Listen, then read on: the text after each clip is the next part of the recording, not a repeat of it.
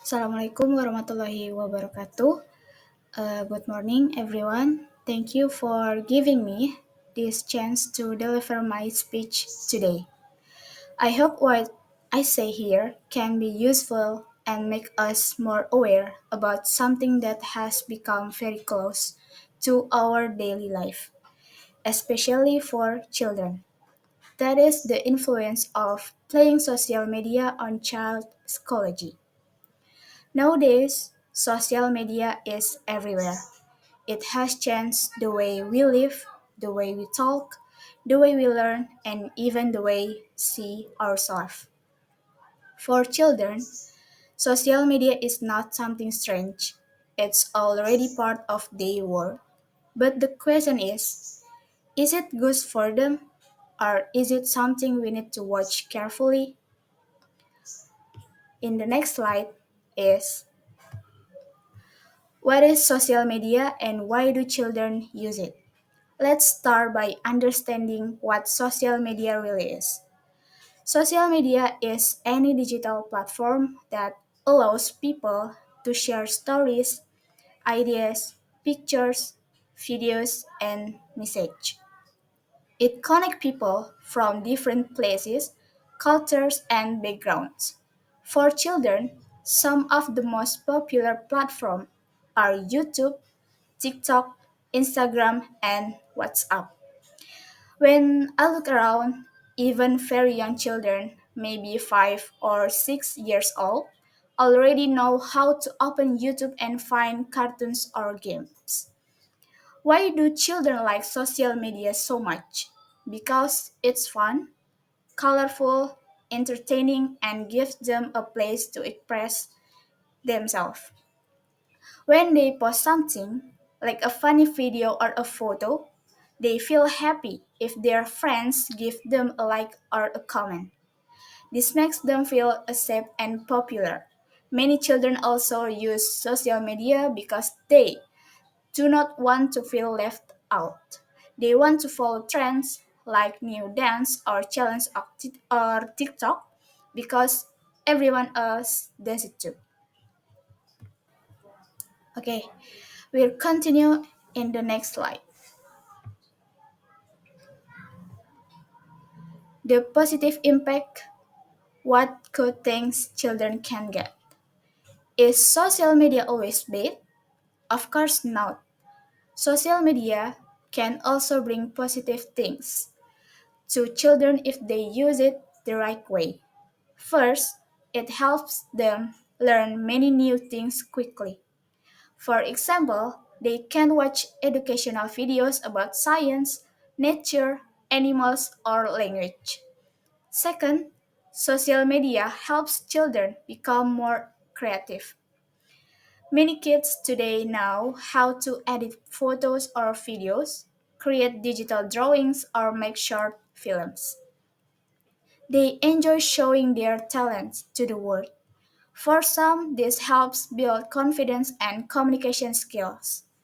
And the last, social media can help children keep in touch with family or friends who live far away. For example, when schools were closed during the pandemic, children used WhatsApp or Zoom to talk to teachers and classmates.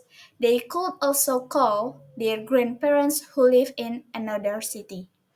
So, if used wisely, social media can support learning, creativity, and connection. Next is the negative impact, the hidden risk. However, beyond all those benefits, social media also has risks that we cannot ignore.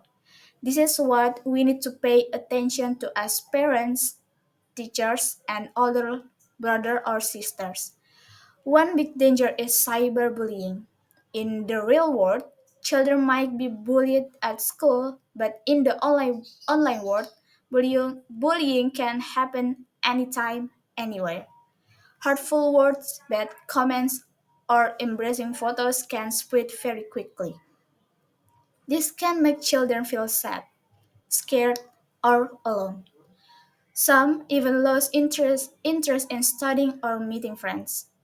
Another risk is addiction. Some children cannot stop using their phones. They keep scrolling, watching videos, or playing games for hours and hours. They forget to do their homework, help their parents, or even eat or sleep properly. This makes them tired and affects their focus at school. Social media can also make children compare themselves with others. When they see influencers or celebrities with perfect photos, expensive clothes, or fancy toys, might feel poor, ugly, or not good enough. This can reduce their self confidence and make them feel unhappy about their own life. The last risk is the danger of inappropriate content. Sometimes, without knowing it, children can see violent scenes, rude, rude language, or things that are not suitable for their age. This can change the way they think and behave. Okay, for example, the real examples, I once saw a news story about a 10 years old boy who secretly used his parents' phone all night to play games and watch videos. He starts keeping schoolwork, lying to his parents, and even got angry when the phone was taken away. This shows that without guidance, social media gadgets can easily control children's behavior. Another example is cyberbullying.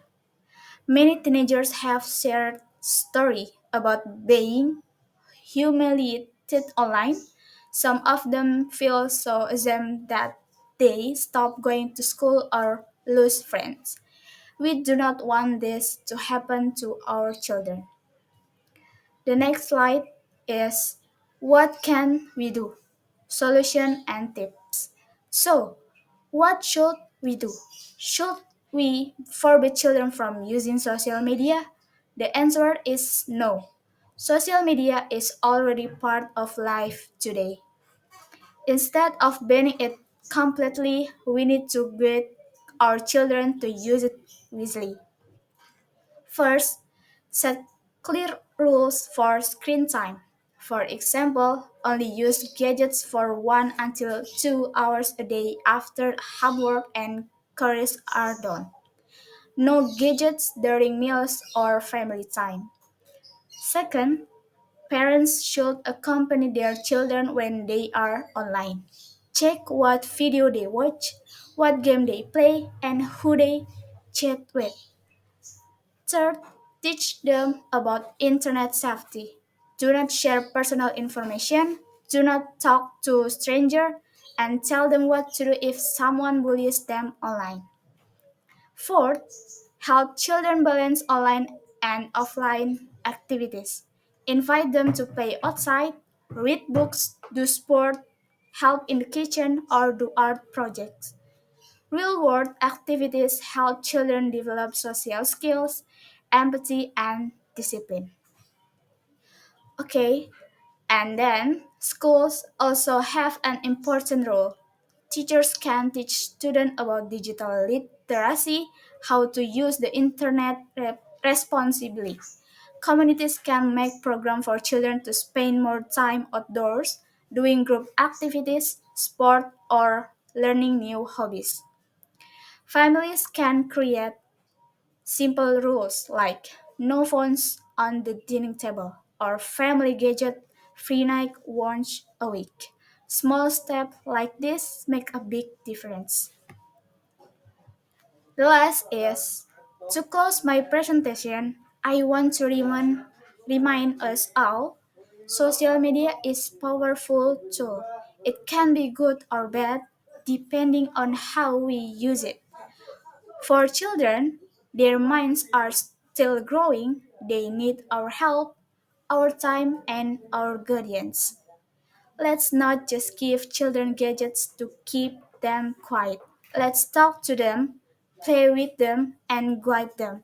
If we do this together as parents, teachers, and community, I believe social media can be used for good things, not to harm, but to help our children grow into smart, creative, and confident people. Thank you very much for your attention and time. I hope this speech is useful for all of us. Assalamualaikum warahmatullahi wabarakatuh.